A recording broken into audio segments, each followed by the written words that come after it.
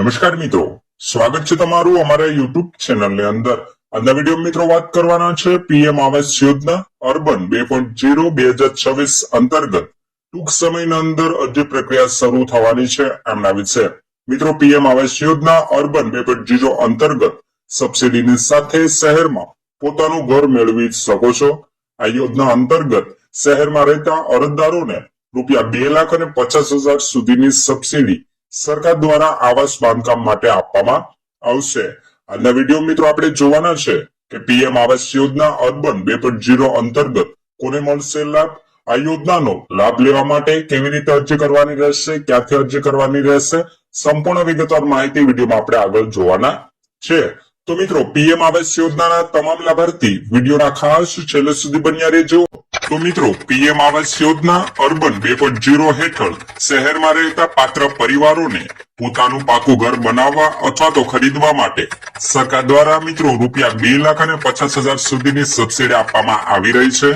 આ યોજનાનો હેતુ શહેરી ગરીબ અને મિત્રો મધ્યમ આવકવાળા પરિવારોને સુરક્ષિત આવાસ પૂરું પાડવાનો છે, જેથી શહેરમાં રહેણાંકની મુશ્કેલીઓ ઘટે અને મિત્રો જીવન ગુણવત્તામાં સુધારો થાય। તેમના પછી મિત્રો વાત કરીએ કે પીએમ આવાસ યોજના અર્બન 2.0 નો મુખ્ય હેતુ શું રહેલો છે। તો મિત્રો, પીએમ આવાસ યોજના અર્બન 2.0 નો મુખ્ય ઉદ્દેશ્ય શહેરી વિસ્તારોમાં હાઉસિંગ ફોર ઓલ ને વાસ્તવિક બનાવવાનો છે। વધતા ઘર ભાવ અને મિત્રો ભાડાના બોજ વચ્ચે સબસિડી અને સહાયથી ઘર મેળવવું સરળ બને છે, જેથી પરિવારોને લાંબા ગાળે સ્થિરતા અને મિત્રો સુરક્ષા અનુભવ કરે। ત્યાર પછી મિત્રો વાત કરીએ કે કોને મળશે ₹2,50,000 સુધીની સબસિડી। તો મિત્રો, આ યોજનાનો લાભ પાત્ર શહેરી પરિવારોને આપવામાં આવશે, જેમાં આવક વર્ગ, ઘર માલિકી સ્થિતિ અને મિત્રો સરકારી માપદંડોનું પાલન જરૂરી છે। પ્રથમ વખત ઘર ખરીદનારાઓ અને મિત્રો આવાસ વિહોણા પરિવારોને પ્રાથમિકતા આપવામાં આવશે।